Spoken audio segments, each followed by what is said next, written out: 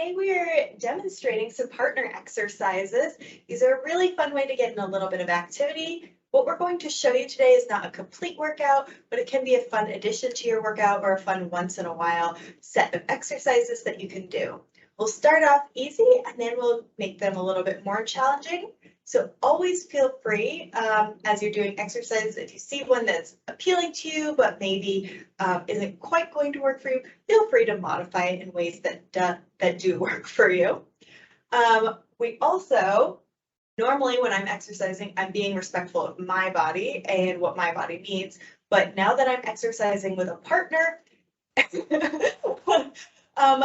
there's an additional level of respect that's involved. So I'm going to be intentionally respectful of what Hope needs. She's going to be intentionally vocal if she has a need. But if you see a weird look, on your partner's face, feel free to just ask about it. Say, hey, are you just concentrating, or is like something not quite right for you? And go out of your way to be a good partner to your friend. And then as you're doing these exercises, choose the increment of time that's appropriate for you. So with one exercise, maybe you want to do 30 seconds and then switch roles. Another exercise, you might choose that you want to do 10 reps, or depending on how advanced you are, you might want to do it much longer or much less time. So we will get into our exercises here. That we are doing today is called Superheroes Fighting. So I will start off demonstrating the superhero. Hope will be my foe, right? Another, super villain perhaps. And when you're doing this one, she is going to start off by squatting down as I punch over her head. Now, as I'm punching, if I want to be getting the most out of this exercise, I'm going to step forward with one foot and recruit maximum number of muscle groups by leaning in and turning. So you didn't actually have to duck for that one. But because I am aiming at Hope's face, you're going to want to start this one nice and slow and then, speed up over time as you guys get good about it.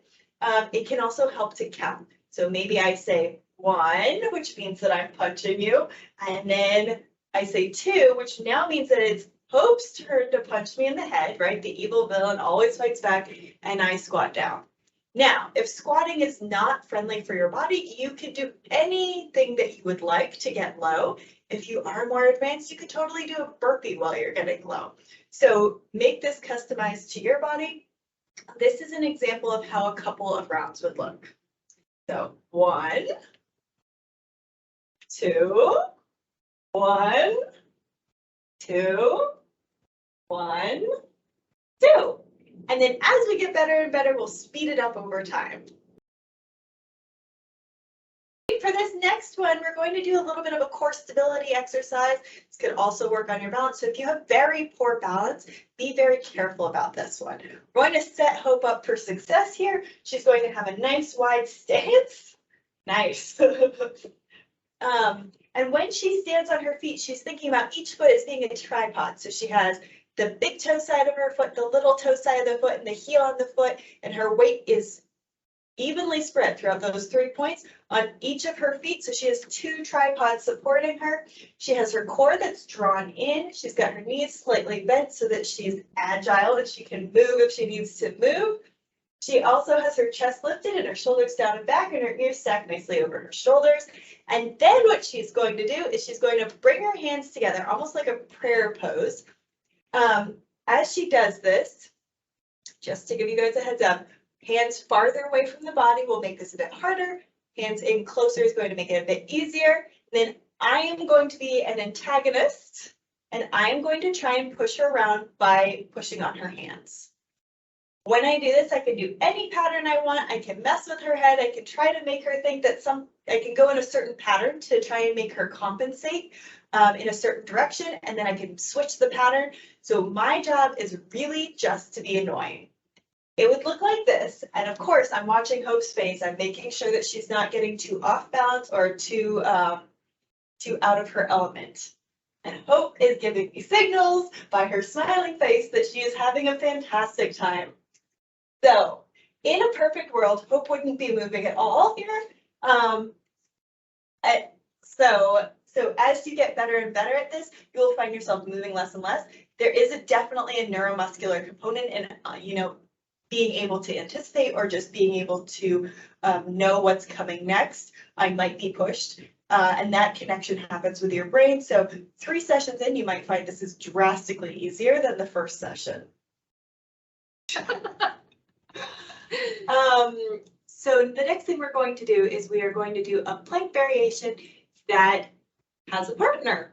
So Hope is going to hop down and go into her plank. So we can talk about appropriate plank positioning here.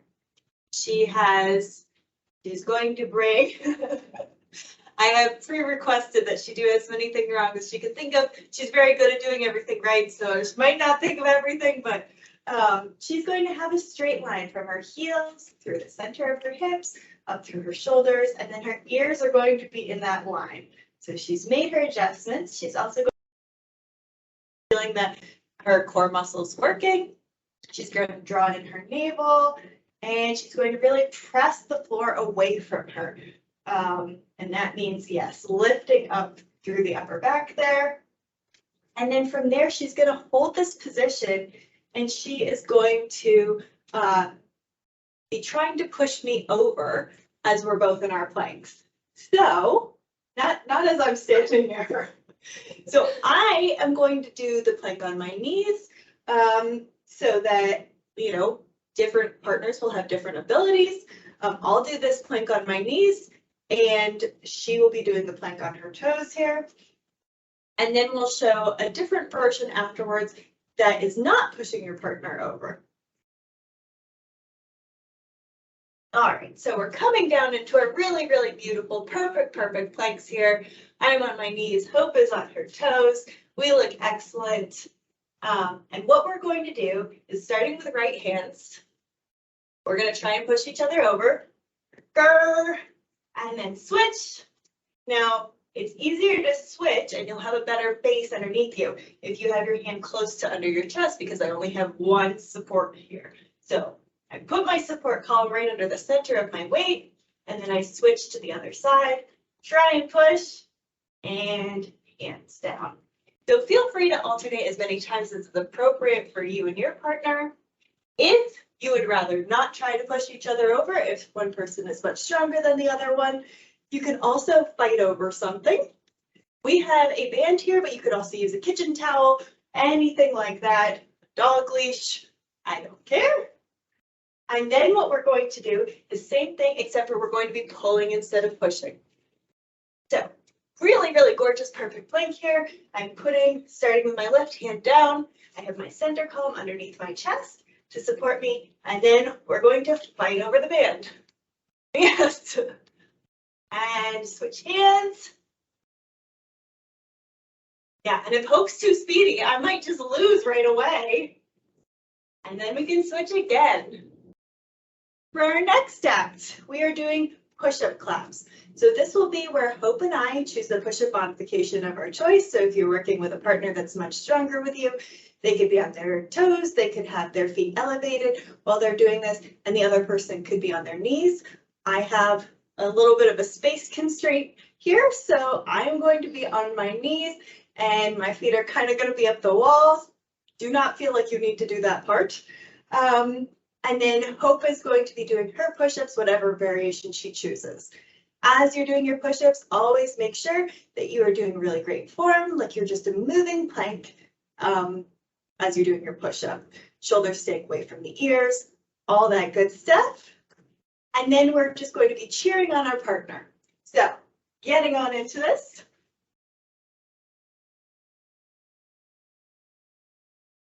We are going to do our push-ups. So you ready? Down, up, woohoo! Woohoo! You can cheer, do whatever works for you. Partner donkey kick exercise. So I'm going to be down on the floor, and Hope is going to be my resistance, correct? It's going to be my resistance for this exercise. So I come down into all fours. aiming my kickers at Hope, come down to all fours, and I'm again pressing the floor away from me. I am making sure I have a nice flat back, and then I'm really going to be stable here because I'm going to be pushing up into lots of resistance from Hope. Hope is going to want to stand up so she can really put her weight into my foot. Now, the tricky part as the partner is putting in enough resistance that you're challenging your partner, but still allowing them full range of motion. So before you do any resistance, have your partner show you how high they can get their foot without resistance, so that you know you're still allowing them full range of motion. It's going to be different with different people. All right, so now we're going to do an actual rep here. So Hope, if she just sits on my foot, I won't be able to move it at all. But if she uses pays attention to what I'm able to do, then she'll be able to give me really great resistance. So we're going to go ahead here. Yeah, you can do a little bit more, and right. So if you really squash your partner here, you will make it so that their knee squashes right into the ground. That would be bad for them. So really try to be respectful and responsible and talk with your partner a lot while you're doing this one. Oh my God, it's like tug of war over here. And don't forget to do the other side. All right, so for this last exercise, one of our heads is definitely going to be cut off. Because Hope started out the day as the supervillain, it's going to be her. But I'm going to lay on the ground. She is going to jump over my feet. So there are a couple of variations depending on how strong the bottom person's core is. If I'm strong and I'm capable, maybe I can lay in this position for quite a long time, but maybe that's too challenging for me. So maybe I would have to alternate and do one foot on the ground and then the other foot on the ground and just go back and forth. If my jumping partner is super, super strong, I'm going to put my feet up just a little bit higher with their permission, of course, because you wouldn't want to do something unsafe and then cause them to fall over, trip and fall over. So we'll demonstrate this right now.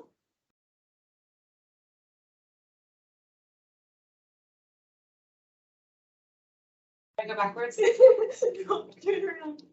And then she can also stand with her side towards my feet and do like a skater lunge.